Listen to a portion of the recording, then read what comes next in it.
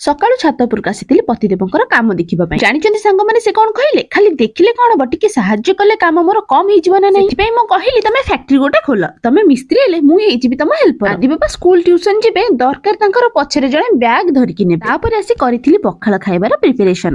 ଶାଗ ଭଜା ସହିତ ବାଇଗଣ ପୋଡା ଖାଇବା ପାଇଁ ହେଇଥିଲା ଆଜି। ଆଜି ଆପଣମାନଙ୍କୁ ମୁଁ ବାଇଗଣ ପୋଡା ଶିଖଉଛି। ପ୍ରଥମେ ଛୁରୀ ସାହାଯ୍ୟରେ ବାଇଗଣ ମଝିରେ ମୁଁ 3ଟି କଟ ଦେଇ କଟା ଭିତରେ ରସୁଣ ଆଉ କଞ୍ଚା ଲଙ୍କାକୁ ପୁରେଇ ଗ୍ୟାସ ହଉ ହବା ଚୁଲି ନିଆଁରେ ଦେବେ ତାକୁ ଦେଖି। ବାଇଗଣ ପୋଡା ହେଇଗଲା ପରେ ତାର ଚୋପା ଛଡେଇ ଚକଟି ଦେବେ ତାକୁ ସୋରିଷ ତେଲ ପକେଇ। ଏତେ ଯେ ଟେଷ୍ଟି ଲାଗିବ, କଂସେ ବଦଳରେ 2 କଂସା ଭାତ ଖାଇନବ। ଏଠି ଚକଟିବା ପାଇଁ ମୁଁ ପତିଦେବଙ୍କୁ କହିଥିଲି, କାହିଁକି ନା ତାଙ୍କ ହାତର ଚକଟାଟା ଭାରି ଟେଷ୍ଟି ଲାଗିବ। ପତିଦେବ ତରତର ହେଇ ଖାଉଛନ୍ତି ଯିବେ ବୋଲି ତାଙ୍କ ଡ୍ୟୁଟି। ଭଲ କି ମନ୍ଦ କିଛି କହିଲେନି ବୋଲି ଆଜି ତାଙ୍କ ସାଙ୍ଗରେ ମୋର କଟପଡ ମାନଙ୍କ ସାଙ୍ଗରେ କେବେ ଏମିତି ହେଇଛି କି? କିନ୍ତୁ ମୋ ସାଙ୍ଗରେ ଏମିତି ପ୍ରାୟ ହୁଏ। ଫୋନ ଟା ମୋର କୋଉଠି ଥୋଇଦେବି ଯେ ଖୋଜି ଖୋଜିକି ଆଉ ନ ପାଏ। ଜାଣିବାକୁ ହେଲେ ମତେ ଆଉ ଗୋଟେ ଫୋନର ଦରକାର ପଡେ। ଫୋନ ଘଣ୍ଟି ବାଜିଲେ ସିନା ଜାଣିବି ସେ ଅଛି କୋଉ। ଆଜି ପ୍ରଥମ ଥର କୋବି ଭଜା ଖାଇ ନୂଆ ଲାଗିଲେ ଅନୁରୋଧ ମୋର ସବସ୍କ୍ରାଇବ କରିଦେବେ ବୋଲି